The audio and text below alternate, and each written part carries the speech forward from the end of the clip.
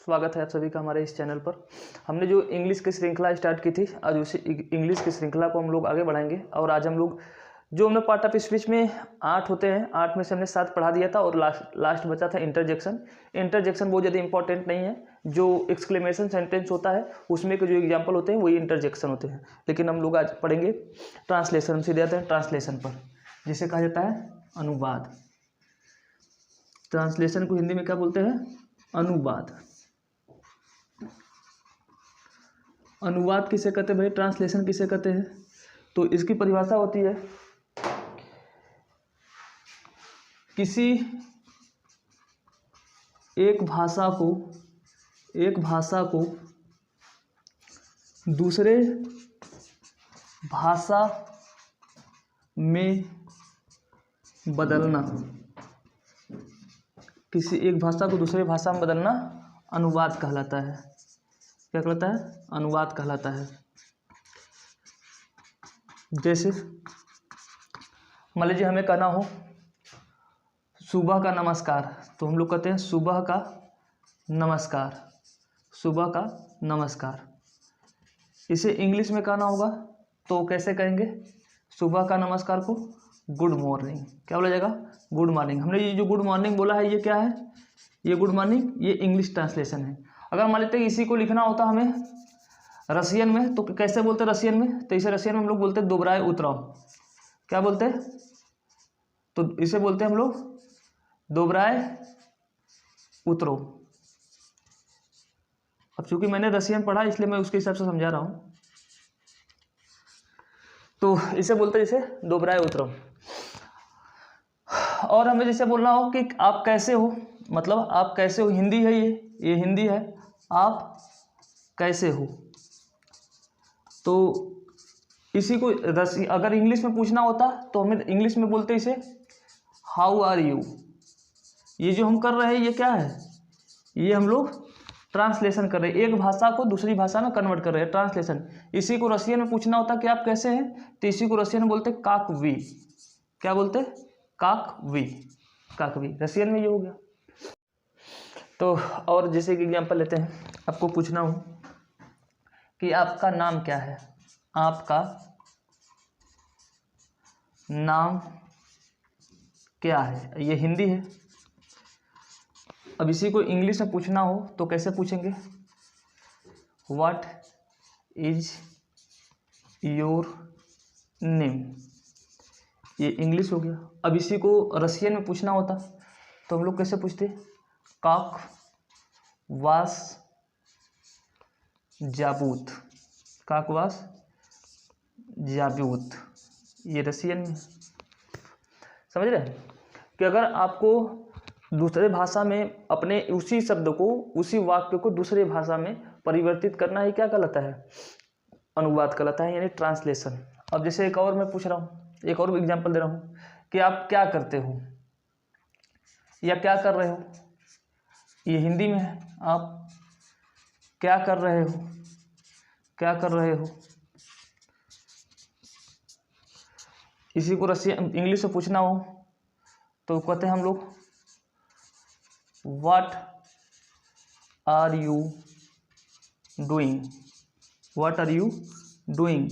लेकिन अगर इसी को रसियन में पूछना हो तो इसी को बोलते हैं हम लोग काक भी दिलायत। तो क्या बोलते हैं? काक भी दिलायत। ये रसियन में लिखा है मैंने, ठीक है। तो मैं जो चेंज कर रहा हूँ उसी भाषा, मतलब कि एक भाषा को दूसरी भाषा में जो कन्वर्ट कर रहा हूँ यही मैं ट्रांसलेशन कर रहा हूँ। और जैसे हम लोग हिंदी में बोलते हैं जब किसी को विदा करना होता है तो क्या बोलते हैं? कहते हैं शुक्रिया। शुक्रिया कहते हैं, या फिर इंग्लिश में बाय बाय कहते हैं, हिंदी में शायद विदा होना कुछ कहते हैं। इसी को रसियन में बोलते हैं दास्विदानिया। रसियन में क्या बोलते हैं? दास्विदानिया। तो इस तरीके से हम लोग अनुवाद, तो अनुवाद की परिभाषा आपको समझ में आई कि एक भाषा को दूसरी भाषा में कन्वर्ट करना ही क्या कहलाता है? अनुवाद कहलाता है। अब जो इंग्लिश हुआ, मतलब हिंदी हुआ, रसियन हुआ, इनमें जो हम लोग ट्रांसलेशन ये लिख रहे हैं, ये हिंदी वाले में और रसियन वाले में, इन सब में कोई ज़रूरी नहीं होता है कि पहले आप सब्जेक्ट लिखे फिर उसके बाद दूसरा क्रिया लिखे, लास्ट में आप टेंस की पहचान लिखिए। ये हिंदी और रशियन में नहीं होता है, लेकिन इंग्लिश में हम लोग जब भी ट्रांसलेशन करते हैं तो उसका एक नियम होता है सेंटेंस के अकॉर्डिंग, कि अगर अफर्मेटिव सेंटेंस है तो ट्रांसलेशन कैसे लिखेंगे, निगेटिव है तो ट्रांसलेशन कैसे लिखेंगे, इंट्रोगेटिव है तो ट्रांसलेशन कैसे लिखेंगे, इम्परेटिव है तो ट्रांसलेशन कैसे लिखेंगे। सभी के अलग अलग नियम होते हैं, उन नियम के तहत हम लोग बात को समझते हैं। ठीक है, तो थोड़ा सा इसको मिटा लें तो एक बार फिर से हम इस बात को समझेंगे कि किस तरीके से अलग अलग सेंटेंस में ट्रांसलेशन लिखा जाता है।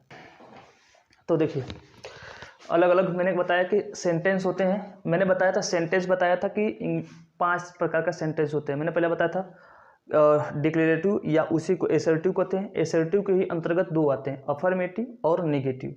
दूसरा बताया था इंट्रोगेटिव, और तीसरा बताया था इम्परेटिव, चौथा बताया था अपटेटिव, और 5वां बताया था एक्सक्लेमेटिव। तो ट्रांसलेशन में जो समझना है मुख्य रूप से 3 समझना है। 3 के नियम हम लोग समझ लेंगे तो उसके बाद आसानी से समझ सकते हैं, आसानी से। सबसे पहला जो रूल्स होगा, यानी rules of right translation, rules of right translation according to sentence, according to sentence. यानी इंग्लिश में जब भी ट्रांसलेशन लिखेंगे तो वो सेंटेंस के नियमों के अनुसार लिखा जाता है। ये नहीं कि आप कभी कर्ता का वो कर दे रहे हैं फिर क्रिया को पीछे कर रहे हैं, ऐसे नहीं होता है। इंग्लिश में उसका एक पैटर्न होता है, फिक्स पैटर्न होता है। उस पैटर्न के हिसाब से आपको जब भी बोला जाएगा तो इंग्लिश बोलना पड़ता है। जैसे अफर्मेटिव सेंटेंस में ट्रांसलेशन आप कैसे लिखेंगे, तो पहला नियम है इन अफर्मेटिव सेंटेंस, इन अफर्मेटिव सेंटेंस। आप अफर्मेटिव सेंटेंस में ट्रांसलेशन कैसे लिखेंगे, तो सबसे पहले आप लिखेंगे सब्जेक्ट। सब्जेक्ट का मतलब होता है कर्ता। फिर उसके बाद क्या लिखेंगे, अगर कोई सेंटेंस अफर्मेटिव है तो सबसे पहले आप लिखेंगे सब्जेक्ट। क्या लिखेंगे, सब्जेक्ट। फिर क्या लिखेंगे, हेल्पिंग वर्ब। क्या लिखेंगे, हेल्पिंग वर्ब, हेल्पिंग वर्ब। इसे आपको याद करना है। क्या लिखेंगे, हेल्पिंग वर्ब। फिर उसके बाद क्या लिखेंगे, मेन वर्ब, मेन वर्ब। फिर क्या लिखेंगे, ऑब्जेक्ट। क्या लिखेंगे, ऑब्जेक्ट। फिर क्या लिखेंगे, फिर जो चीज़ें बच जाएंगे उसे लिखा जाएगा। ये इसका नियम होता है इंग्लिश में। जब अफर्मेटिव सेंटेंस होगा तो आप इस प्रकार से ट्रांसलेशन लिखेंगे। पहले लिखेंगे सब्जेक्ट, फिर लिखेंगे हेल्पिंग वर्ब, प्लस लिखेंगे मेन वर्ब, प्लस लिखेंगे ऑब्जेक्ट, और फिर उसके बाद लिखेंगे जो बच जाएगा उसे हम अदर में। जैसे हम एक लिख रहे हैं, रवि पेन से कहानी लिख रहा है। ये हमने सेंटेंस लिखा। इसमें सब्जेक्ट मतलब हम लोग होता है डूअर, जो कार्य करने वाला होता है उसे कहते हैं डूअर, यानी कर्ता। हेल्पिंग वर्ब, ये सभी जो टेंस हम पढ़ाएंगे, कुल टोटल 3 टेंस होते हैं, प्रेजेंट, पास्ट, फ्यूचर। और हर एक टेंस को हम लोग 4 अलग अलग भागों में बांटेंगे। प्रेजेंट टेंस को 4, पास्ट के 4, फ्यूचर के 4। तो उनमें सभी के अलग अलग हेल्पिंग वर्ब होते हैं। उन हेल्पिंग वर्ब को जब हम आगे पढ़ेंगे तो उसी में बताएंगे हेल्पिंग वर्ब। तो अभी ये समझ लीजिए कि ये कॉन्टिन्यूअस टेंस है, ये कॉन्टिन्यूअस टेंस है। तो मुझे पता है तो मैं सिर्फ एग्जाम्पल भी दे रहा हूँ तो समझाऊंगा। तो सबसे पहले हम लिखेंगे सब्जेक्ट, क्योंकि ये अफर्मेटिव सेंटेंस है। देखिए ना, रवि पेन से कहानी लिख रहा है, इसका मतलब साधारण वाक्य है। तो साधारण वाक्य, तो सबसे पहले हम लिखेंगे सब्जेक्ट, तो रवि, ये सब्जेक्ट हो गया। फिर हेल्पिंग वर्ब कॉन्टिन्यूअस टेंस का होता है इज आर होता है। तो मुझे पता है तो मैं इसलिए अभी लिख दे रहा हूँ। आप लोगों को भी समझ में आ जाएगा, जैसे जैसे समय गुजरेगा आपको भी ट्रांसलेशन आसानी से हो जाएगी। ट्रांसलेशन आने के बाद आप अंग्रेजी बोलने की प्रैक्टिस कर सकते हैं। तो रवि इज, लिखना का होता है राइट। क्या होता है, राइट। अब राइट में भी आईएनजी फार्म लगेगा, क्योंकि वर्ब का मैंने बताया था कि 4 फार्म होते हैं। एक होता है first form, second form, third form और वो आईएनजी फार्म। तो वर्ब को मैंने पढ़ाया तो उसमें समझाया। ये कॉन्टिन्यूअस टेंस है तो इसमें आईएनजी फार्म लिखता है। Ravi is writing story. क्या लिखता है, स्टोरी। कहानी लिखता है, किससे लिखता है, पेन से, तो बाई पेन। तो Ravi is writing story by pen, simple से ये हो गया। तो देखिए क्रम से मैंने लिखा है, नियम के हिसाब से पहले लिखा सब्जेक्ट, फिर क्या लिखा है हेल्पिंग वर्ब, फिर क्या लिखा है मेन वर्ब। तो जो कार्य होते हैं उसको कहते हैं मेन वर्ब, प्लस ऑब्जेक्ट जिस वस्तु के सहायता से कार्य किया जाता है या कार्य जो किया जाएगा उसका उद्देश्य क्या है, उन दोनों को कहा जाता है ऑब्जेक्ट, यानी कर्म कहा जाता है। यानी कि कार्य जब आप किसी वस्तु की सहायता से करें उस वस्तु को कहा जाता है ऑब्जेक्ट। जैसे मैं पढ़ा रहा हूँ किस चीज़ से, मार्कर से, ये मार्कर क्या है ऑब्जेक्ट है मेरे पढ़ाने। और अगर मान लो कि हिस्ट्री पढ़ा रहा होता तो मेरा पढ़ाने का उद्देश्य क्या है हिस्ट्री, हिस्ट्री क्या है ऑब्जेक्ट। तो जिस वस्तु के सहायता से आप कार्य करें वो भी ऑब्जेक्ट है, और मेरा कार्य करने का जो उद्देश्य है वो भी क्या है ऑब्जेक्ट है। तो मेरा कार्य करने का उद्देश्य क्या है स्टोरी, लिखने का उद्देश्य क्या है स्टोरी, और किस चीज़ से लिख रहे हैं पेन से। तो ये क्या है ये दोनों ऑब्जेक्ट है। तो ऑब्जेक्ट बाद में लिखे जाएंगे, ठीक है। एक और एग्जांपल समझा दे रहा हूँ, फिर उसके बाद आज होमवर्क दे देंगे। आज सिर्फ अफर्मेटिव समझाएंगे, फिर अफर्मेटिव में कुछ बोल देंगे सेंटेंस, वो आपको करना है। जैसे मान लीजिए एक और सेंटेंस है, किसान खेत में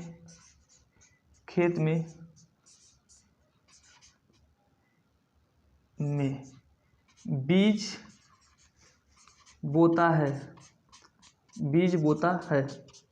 अब देखिए किसान क्या है ये सब्जेक्ट, कार्य कर रहा है ना, कार्य करने वाला डूअर होता है तो वो सब्जेक्ट है। और ये कौन सा टेंस है तो प्रेजेंट इंडिफिनिट है। और इंडिफिनिट क्यों है जब हम पहचान पढ़ाएंगे तो बताएंगे। और क्या कर रहा है यह बीज बो रहा है, बीज, ये बीज क्या है ऑब्जेक्ट है, बोना क्या है कार्य है, ये क्या है ऑब्जेक्ट है। कहाँ पर बो रहा है खेत में, तो ये दो ऑब्जेक्ट हैं, खेत और बीज क्या है ऑब्जेक्ट है। तो हो जाएगा फार्मर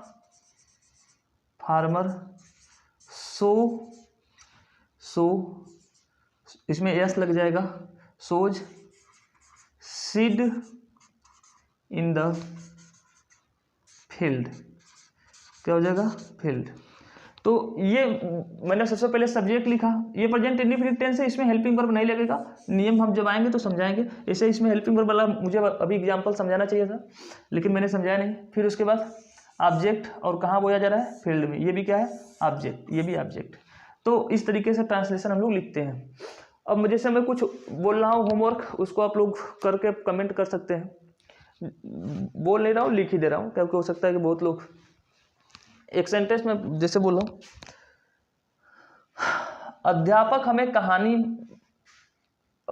हमें इतिहास पढ़ाता है। अध्यापक हमें इतिहास पढ़ाता है। इसका ट्रांसलेशन आप लोग करके कमेंट करेंगे, इतिहास पढ़ाता है। और दूसरा कर लीजिएगा, मम्मी या माता, मम्मी भोजन पका रही है। एक और सेंटेंस बना लीजिएगा,